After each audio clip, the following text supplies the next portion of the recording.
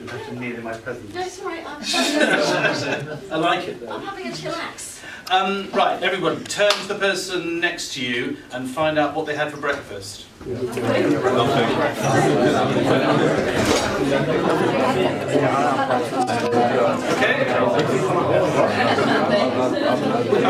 now find somebody else and tell them what you just learned. You didn't know.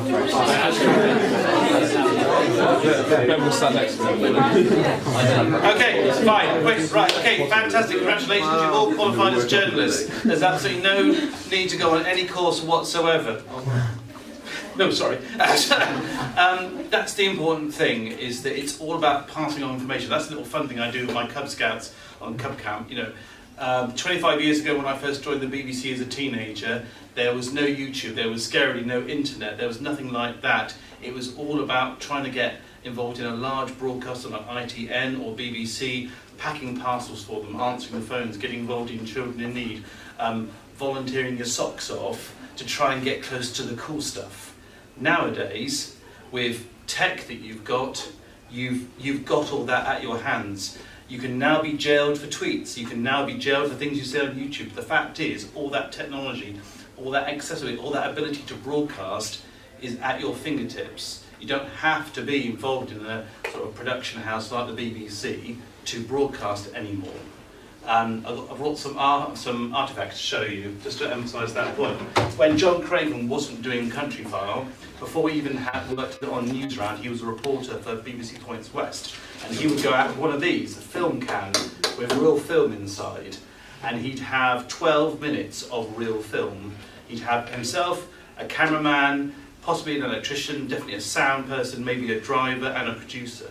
They'd all go out to the Froome Cheese Show, film cheeses for 12 minutes, because that's all the time they had, come back, dunk the film into a bath of chemicals, hang it out to dry like laundry, take some scissors to it and sticky tape, and then fingers crossed the cameraman actually filmed some cheese. That's now got. We've got an amazing archive here in the BBC. In fact, whereabouts are you guys from? So we've got the SS Great Britain coming as a hulk from the Falkland Islands, where it was recovered when they had tens of thousands of people watching its arrival. We've got World War II blitz footage of Bath, of Keynsham, of Clifton in Bristol. We've got loads, and we've got about a 50-year archive of film which we slowly transfer. When I joined the BBC in the 90s, we used tapes like this. So cameras would take a slightly smaller version than this. This is a compilation tape from, actually this is from 84 and 88 is the stuff. So this is what you do. You come back to the newsroom with this tape full of your raw material, and someone would want it for the headlines, someone would want it to cut down for a network piece, someone would want it for a dub for network radio, and you spend most of your day chasing your material. In fact, with limited cameramen around the patch, part of our job was to have dispatch riders on motorcycles around the county picking up tapes and bringing them back to the newsroom. And then you can see my props are getting smaller. Until recently we used these. So again, it's analog technology, and that's why I start losing my props.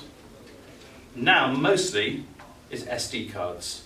So high capacity SD cards, but even though the cameras are recording that inside, now we use something effectively like a Ghostbusters backpack with 12 SIM cards inside. It's called a WMT. We have about 10 of them, and basically you plug your material into that, play it through the camera, and you basically email the material back to base. All that is a complete nonsense and completely. Someone asked me the other day, I want to become a journalist, I want to be a freelancer, what camera should I buy, what recording equipment should I get? And I said, don't. But what you must do is practice storytelling. If you have a younger sibling, tell them bedtime stories. If you have a grandparent that you see regularly, tell them about your day. It's all about memorising that, being able to pass on a message.